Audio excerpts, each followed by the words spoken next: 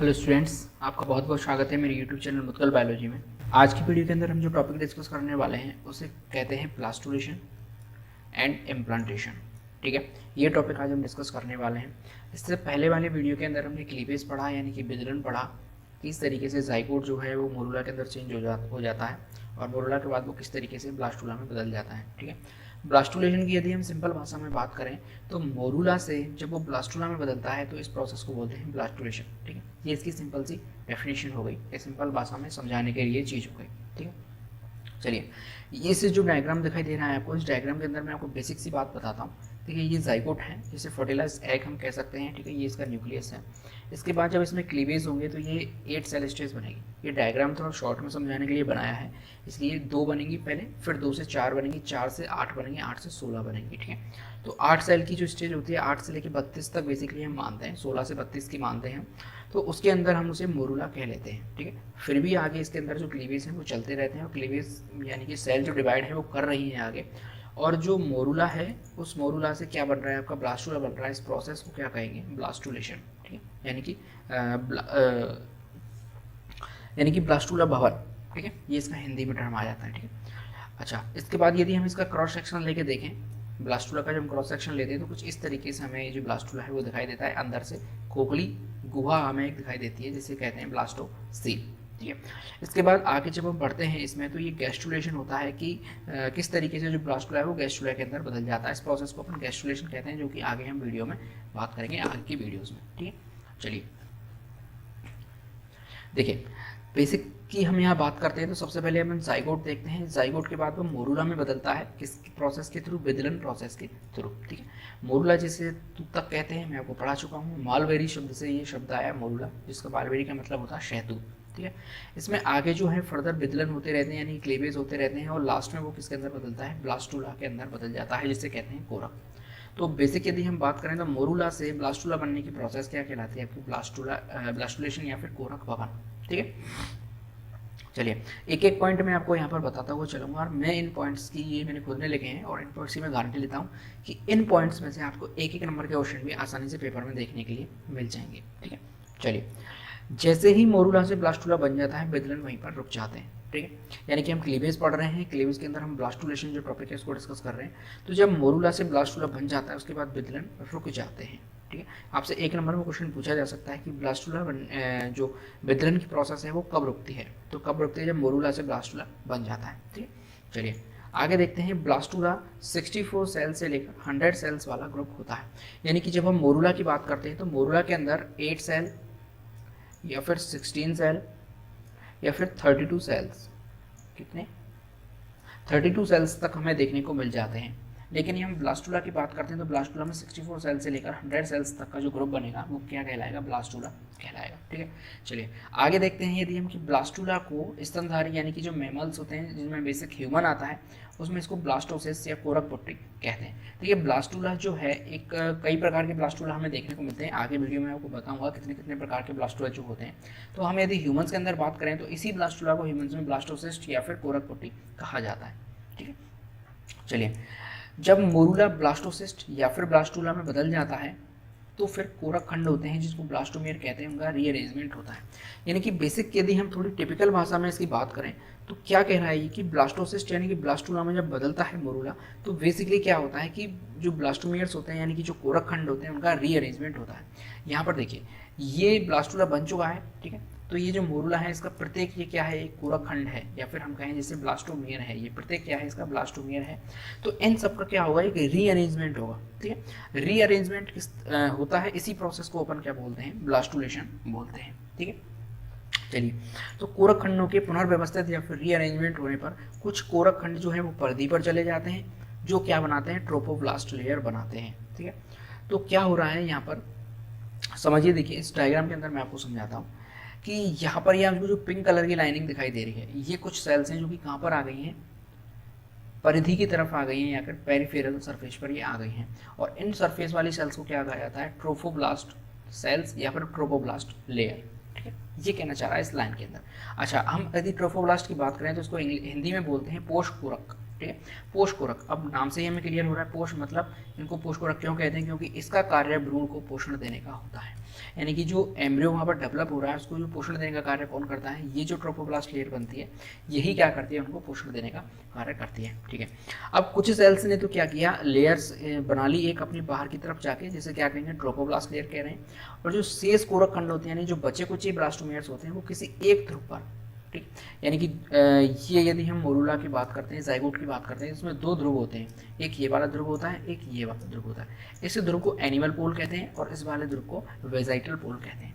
तो ये तो बेसिक सी बात थी, लेकिन यहाँ पर उन जो पोल हैं उनका अलग अलग नाम हो जाएगा। क्या हो जाएगा, देखिए, शेष कोरक खंड किसी एक ध्रुव पर एकत्रित हो जाते हैं तथा इनर सेल मास बनाते हैं। एक शब्द और है इसका यहाँ पर, इनर सेल मास, ठीक है, या फिर एम्ब्रियोनिक सेल्स कहलाते हैं। तो बेसिक क्या बात हो रही है कि कुछ कोरक खंड क्या करेंगे, एक ध्रुव के ऊपर यानी एक पोल की तरफ एकत्रित हो जाएंगे और क्या बनेंगे, इनर सेल मास या फिर एम्ब्रियोनिक सेल्स बनाएंगे या कहलाते हैं, तथा इस ध्रुव को एम्ब्रियोनिक पोल, जिस ध्रुव की तरफ वो एकत्रित हुए हैं उसे एम्ब्रियोनिक पोल कहेंगे और दूसरे ध्रुव को अब एम्ब्रियोनिक पोल कहेंगे। ठीक है, चलिए डायग्राम से एक बार समझते हैं। कुछ लेयर्स तो यहाँ पर क्या दिखाई दे रही है हमें, देखिए ये लेयर्स जो हैं ये तो पेरिफेरल बन गई हैं, यानी सरफेस की तरफ ये सेल्स आ गई हैं। अब देखिए कुछ सेल्स, ये जो ब्लू कलर की हमें सेल्स दिखाई दे रही हैं, ये एक ध्रुव की तरफ एकत्रित हो गई हैं। ठीक है, एक पोल यहाँ पर बन गया है, जिस पोल की तरफ ये एकत्रित हो रही हैं उस पोल को क्या कहेंगे अपन, एम्ब्रियोनिक पोल। ठीक, और इन सेल्स को क्या कहेंगे, इंटरनल सेल मास या फिर इनर सेल मास। ठीक है, और इस पोल को क्या कहेंगे, एम्ब्रियोनिक पोल। यदि ये दूसरे ध्रुव की बात करें तो यहाँ पर कोई भी सेल नहीं है, ठीक है, किसी भी प्रकार की कोई कोशिका नहीं है। तो जब किसी भी प्रकार की कोई कोशिका नहीं है तो इस पोल को क्या कहेंगे, अब एम्ब्रियोनिक पोल। ठीक है, यहाँ पर देखिए नाम दिया गया है एम्ब्रियोनिक पोल और अब एम्ब्रियोनिक पोल। यदि हम हिंदी में बात करें तो ये होगा भ्रूणीय ध्रुव और ये होगा अभ्रूणीय ध्रुव। ये वाला जो पोल बनेगा, बता दो, ये वाला जो पोल बनेगा ये भ्रूणीय पोल बनेगा, भ्रूणीय ध्रुव बनेगा, ये अभ्रूणीय ध्रुव बनेगा। ठीक, ये जो बाहर की लेयर है ये मैंने आपको बता रखा है क्या है, जोना पेल्यूसिडा है, जो कि किस में मदद करती है, इसकी कवरिंग है एक तरह की, जो कि इसको झटके वटके जो भी लगते हैं यानी बाहरी सुरक्षा एक कवरिंग का कार्य करती है। ठीक है, और ये जो सेल्स हैं जो पेरिफेरल यानी सरफेस की तरफ है, ट्रोपोब्लास्ट कहते हैं, ये हम पढ़ चुके हैं। चलिए आगे कहते हैं कोशिका खंडों यानी ब्लास्टोमियर्स हैं, उनके रीअरेंजमेंट से ब्लास्टोसिस्ट में एक खोखली गुहा बन जाती है। देखिए यहाँ पर सेल्स बन चुकी हैं, एक तरफ सेल्स एकत्रित हो गई हैं, इनर सेल मास, बाकी की सेल्स परिधि की तरफ बन गई। तो यहाँ पर देखिए बीच में क्या है, एक खाली गुहा बन गई है, खाली जगह हमें दिखाई दे रही है। इस खाली जगह को क्या कहते हैं, ब्लास्टोसील कहते हैं या फिर कोरक गुहा इसे कहा जाता है। ठीक है, और इस गुहा की क्या खासियत है कि इसमें एक द्रव भरा रहता है, जो कि द्रव क्या करता है, एक तरह से पोषण कह लीजिए, जो भी भ्रूण अंदर बनेगा उसको पोषण देने का कार्य ये करता है। चलिए, तो इस डायग्राम के थ्रू हमने बेसिक जो बात थी ब्लास्टुला की वो हमने समझ ली। चलिए अगले पॉइंट की तरफ हम बढ़ते हैं कि ब्लास्टोसिस्ट ट्रोफोब्लास्ट लेयर की सहायता से गर्भाशय की आंतरिक भित्ति पर चिपक जाता है। ठीक है, यानी ब्लास्टोसिस्ट की यदि हम बात करते हैं तो ब्लास्टोसिस्ट के अंदर क्या होता है कि जो ट्रोफोब्लास्ट लेयर होती है, इसकी ये वाली जो लेयर है ट्रोफोब्लास्ट लेयर, इसकी सहायता से ये क्या करता है, यूटेरस की दीवार पर चिपक जाता है। यूटेरस की 3 दीवार होती हैं जिनमें जो आंतरिक भित्ति होती है जिसे कहते हैं एंडोमेट्रियम। तो एंडोमेट्रियम पर ये किसकी सहायता से चिपकता है, ट्रोफोब्लास्ट की सहायता से चिपकता है। आपसे 1 नंबर में क्वेश्चन पूछा जा सकता है कि ब्लास्टोसिस्ट या फिर ब्लास्टुला यूटेरस की कौन सी भित्ति पर चिपकता है, एक क्वेश्चन ये बन सकता है। दूसरा बनता है कि ब्लास्टोसिस्ट या फिर ब्लास्टुला गर्भाशय की भित्ति पर किस परत की सहायता से या किस अंग की सहायता से वो चिपकता है। ठीक है, तो क्या आंसर होगा इसका, ट्रोफोब्लास्ट इसका आंसर होगा। ठीक है, अगले की बात करते हैं। जैसे ही वह वहाँ पर चिपक जाता है उसके बाद जो यूट्राइन सेल्स होती हैं यानी जो गर्भाशय की कोशिकाएं हैं, वह कोशिकाओं का काम क्या है, विभाजन करना। तो वो कोशिकाएं दोबारा अपना विभाजन स्टार्ट कर देती हैं, यानी विभाजन जो है उनका शुरू हो जाता है, और जैसे ही वो डिवाइडेशन करती हैं तो वो ब्लास्टोसिस्ट को अपने अंदर कवर कर लेती हैं। ठीक है, क्या होता है, जैसे ही ये जो ब्लास्टोसिस्ट है, ब्लास्टुला है, वहाँ पर जाकर चिपकेगा। ठीक है, किसकी सहायता से चिपकेगा, ट्रोफोब्लास्ट की सहायता से चिपकेगा, और चिपकते ही जो यूट्राइन सेल्स यानी जो कोशिकाएं हैं, गर्भाशय की कोशिकाएं हैं, वो वहाँ पर जो अपना विभाजन है वो स्टार्ट कर देंगी, और उसके परिणाम स्वरूप क्या होगा, ब्लास्टोसिस्ट गर्भाशय भित्ति में धंस जाता है, एम्बेडेड हो जाता है, यानी कि उसके अंदर ही एक तरीके से चला जाता है। आगे के एक डायग्राम आएगा उसके अंदर मैं आपको बहुत अच्छी तरीके से इसको क्लियर कर दूंगा। इस प्रक्रिया को क्या कहते हैं, इम्प्लांटेशन कहते हैं, यानी कि रोपण कहते हैं। ठीक है, यानी कि बेसिक यहाँ पर क्या बात हो रही है कि ये ट्रोफोब्लास्ट लेयर की सहायता से ये जो ब्लास्टोसिस्ट है या ब्लास्टुला है अपना, ये गर्भाशय की जो एंडोमेट्रियम है यानी आंतरिक भित्ति है, ये वाली उस आंतरिक भित्ति पर ये जाकर चिपकेगा, और इस प्रोसेस को ही क्या कहते हैं, रोपण कहते हैं।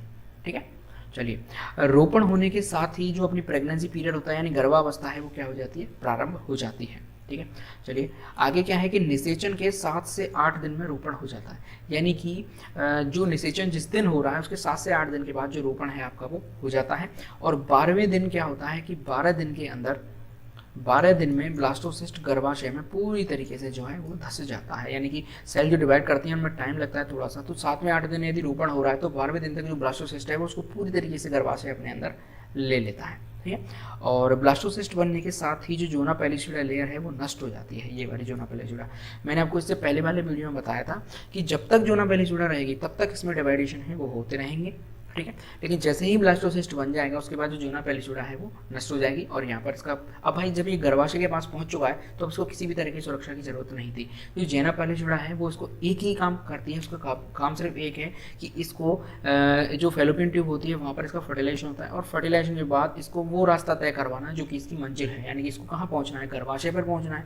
तो गर्भाशय तक इसको कोई नुकसान ना हो इसलिए इसकी सुरक्षा करती है कौन, जोना पेलिसिडा। ठीक है, चलिए इस डायग्राम के अंदर देखिए, ये जो डायग्राम है ये काफ़ी आपको टिपिकल से लग रहा होगा डायग्राम, लेकिन जब इसको समझेंगे हम बहुत ही आसान तरीके से तो आपको बहुत ईजी लगने लग जाएगा और बहुत आसानी से आपको समझ में आ जाएगा। देखिए इस ऑर्गन की बात करते हैं तो हम सब जानते हैं ये कौन सा ऑर्गन है, ओवरी है, यानी कि ये अंडाशय है। अंडाशय के अंदर ये अपनी जो oogenesis प्रोसेस हो रही है उसके बाद जो मैच्योरिंग फॉलिकल है उसके बाद एग यहाँ पर निकल रहा है और उस प्रोसेस को क्या कहते हैं, ओव्यूलेशन कहते हैं। ओव्यूलेशन के बाद ये एग यहाँ पर देखिए निकल चुका है, इसको हमने यहाँ पर जूम करके दिखाया है इस पिक्चर में। तो इस पिक्चर के अंदर ये देखिए कोरोना रेडिएटा है, इसकी लेयर है यानी कवरिंग है, और ये रही है आपकी जोना पेलिसिडा वाली कवरिंग। ठीक है, चलिए ये एग आगे बढ़ेगा और यहाँ पर देखिए बहुत सारे स्पर्म्स हैं, इन्होंने इसको घेर लिया है। ये प्रोसेस यहाँ पर चल रही है, हम यहाँ पर जूम करके इसको यहाँ पर दिखा रहे हैं। ये प्रोसेस बेसिकली आप देख सकते हैं यहाँ पर चल रही है, लेकिन हम इसे जूम करके यहाँ पर देख रहे हैं। तो ये काफ़ी सारे स्पर्म्स हैं, एक ये है, एक ये है, एक ये है और एक ये है। काफ़ी सारे स्पर्म्स ने इसको घेर लिया है। ठीक है, ये आकर अपना काम यहाँ पर कर रहे हैं। ये इसका जो फीमेल प्रोन्यूक्लियाई है, प्रकेंद्रक है इसका अंडे का जो है, लेकिन यहाँ पर इस वाले जो स्पर्म है इसकी जीत हुई है और इसने अपने न्यूक्लियस को अंदर भेज दिया है। ठीक है, तो अब यहाँ पर कितने न्यूक्लियस हो गए, 2 न्यूक्लियस हो गए हैं। चलिए जैसे ही ये आगे बढ़ेगी, आगे जो प्रोसेस होगा उसके अंदर क्या है, ये दोनों न्यूक्लियस आ चुके हैं, एक आपका एग का न्यूक्लियस है और एक आपका स्पर्म्स का न्यूक्लियस है। ठीक है, ये आगे देखिए इसके अंदर डिवाइडेशन हो रहा है, दोनों जो स्पिंडल फाइबर्स हैं वो अपने अपने क्रोमोसोम्स को ले जा रहे हैं। अब यहाँ पर सेल जो है वो डिवाइड करने की स्टार्ट होगा।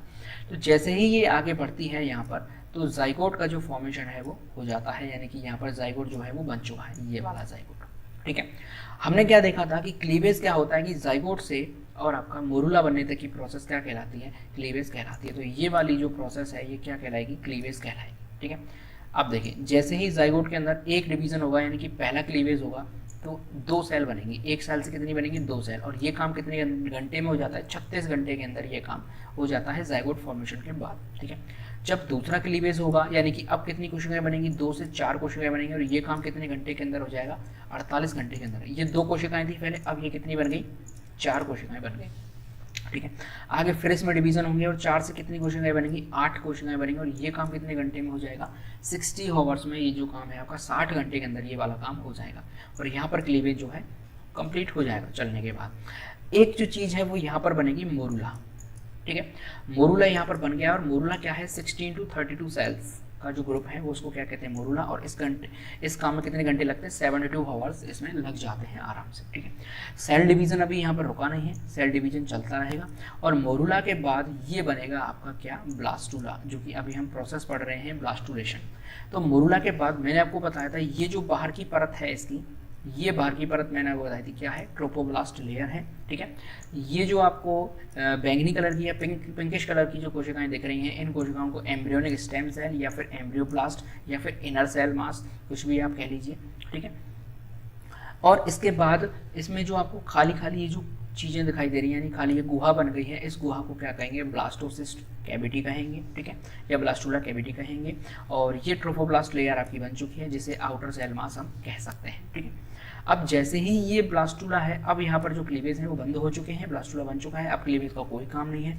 अब ये यहाँ पर देखिए, अब ये दोबारा हम इसके अंदर चलते हैं, अपने जो फीमेल रिप्रोडक्टिव सिस्टम है। तो यहाँ पर देखिए ये एग था, इस एग का यहाँ पर फर्टिलाइजेशन हुआ, यहाँ पर ये जाइगोट बना फैलोपियन ट्यूब के अंदर, ये फैलोपियन ट्यूब है। अब फैलोपियन ट्यूब के अंदर ये जाइगोट बन गया, ये 2 सेल स्टेज आ गई, ये 4 सेल स्टेज आ गई, ये 8 सेल स्टेज आ गई, और ये 16 सेल स्टेज आ गई, और यहाँ पर जाकर ये क्या बन गया, ब्लास्टुला बन गया या ब्लास्टोसिस्ट बन गया। ठीक है, अब देखिए, अब काम क्या है अपना, इम्प्लांटेशन। ये इसकी जो इनर लेयर है, जिसे क्या कहेंगे, एंडोमेट्रियम कहेंगे, ये बीच वाली है जिसे मायोमेट्रियम कहेंगे। तो अब इस जो चीज़ है इसको यहाँ पर जूम करके दिखाया गया है, देखिए। तो ये जो इम्प्लांटेशन हो रहा है ये 8 से 14वें दिन इम्प्लांटेशन हो रहा है फर्टिलाइजेशन होने के बाद।